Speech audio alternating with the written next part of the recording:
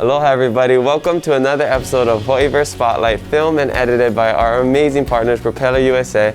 Today we have a very special episode near and dear to my heart. We're meeting with Joanne from Breast Cancer Hawaii to talk about a really important cause. Like many of us, my life has been impacted by cancer. I have family members who have had cancer, and specifically my auntie was diagnosed with breast cancer when I was in high school. So I did some research on it, and I actually wrote my senior project on the misconceptions of breast cancer.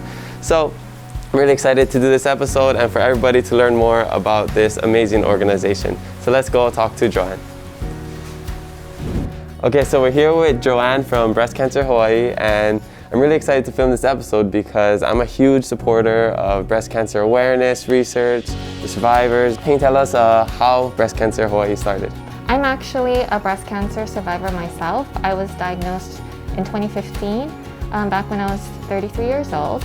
And so my co-founder, who's also a breast cancer survivor, she and I were having a discussion about ways that we can better support the local breast cancer community. And one of those things was, making it easier for people to access the resources and information out there. So we started Breast Cancer Hawaii in 2016 as just a website for people to be able to find in one location all of the different events and webinars and support groups that were happening both locally and also online. And just giving that information in Hawaii time because nobody publishes. Yeah. It started off as a side project, and then eventually people asked for in-person events, and then now we're this tiny but mighty nonprofit here on Oahu. Yeah, super cool. So your online directory is kind of like a platform for resources, but you also have events, right? Yeah, so one of the cool programs that we have that we started before the pandemic is the Outdoor Enthusiast Club. It's really important for people in treatment and out of treatment to continue to get physical activity because research has shown that it increases their survival outcomes. And so the Outdoor Enthusiast Club provides an opportunity for people to get some low impact physical activity in a very casual setting that's friendly for people who've gone through treatment, and you get to socialize with people who understand your experience. And so we've done some cool things like forest bathing and sunrise hikes.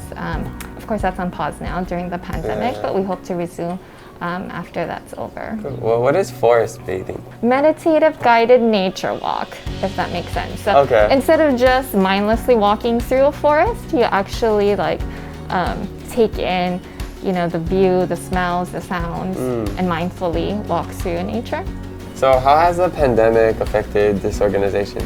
Yeah, sure. So for sure the in-person events have had to stop because we work with a high-risk population. But we've been able to continue things like our one-on-one peer support. We do either virtually over video conference or over the phone. We've been able to curate some resources regarding COVID-19 that's specific to cancer patients and survivors. So we've posted that. We've also distributed free disposable masks to patients and survivors. So we've been able to do things like that. We've also been able to take the time to plan out some new programs for 2021, and we're really excited about that. Nice. And what are those programs? Yeah, so one of them is the CARE Closet. Okay. So CARE stands for Community Access to Reusable Equipment. And what it is that there's a lot of support equipment that patients need during treatment. So for example, a wedge pillow after you get your breast surgery. You need a wedge pillow to help you prop you up on your bed without having to use, your muscles. But they're expensive. They're like, $120 for a wedge pillow, and insurance doesn't cover it. And since a lot of people only need it for that short time during their recovery, they end up not getting it because of the costs. Or if they get it, they only use it for a short period of time, and then it's just sitting in their house.